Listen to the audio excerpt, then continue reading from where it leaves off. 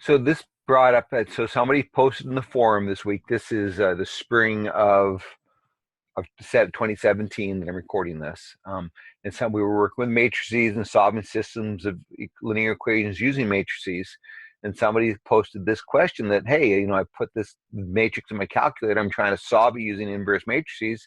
I get an error. So what's happening? Well, just with lines, and there's when I'm trying to solve a system of linear equations and the lines are parallel, there won't be a solution because they'll never intersect.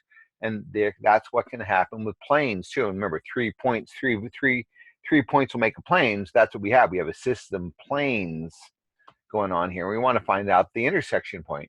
So it's possible for them to be parallel. And if you try to do that, well, let me see. Let me finish entering the matrix into this calculator. Just so you see. So I'm going to matrix, edit, and then what is the constants? 6, 8, and 1. Whoops, nope, this is a 3 by 1. I don't know what I'm doing here. 3 by 1, so it's 6,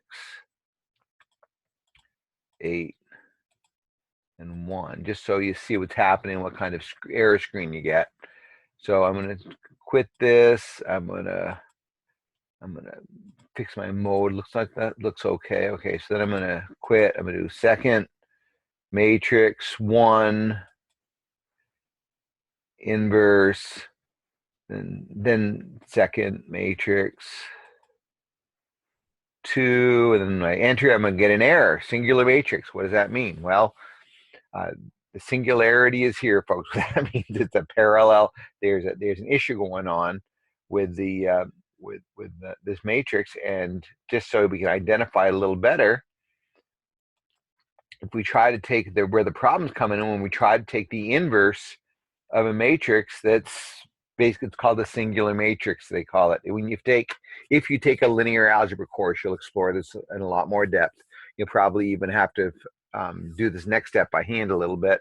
But there's a calculation we can do with matrices called finding the determinant. And the way you do that with, well, let me quit this. And if you're starting to get this issue, what that means, this inverse doesn't have a matrix. And the way you can tell that is, this matrix doesn't have an inverse. And the way you can tell that is to find the determinant. And if the determinant's 0, that tells me the matrix doesn't have an inverse. It's a singular matrix, as the calculator said.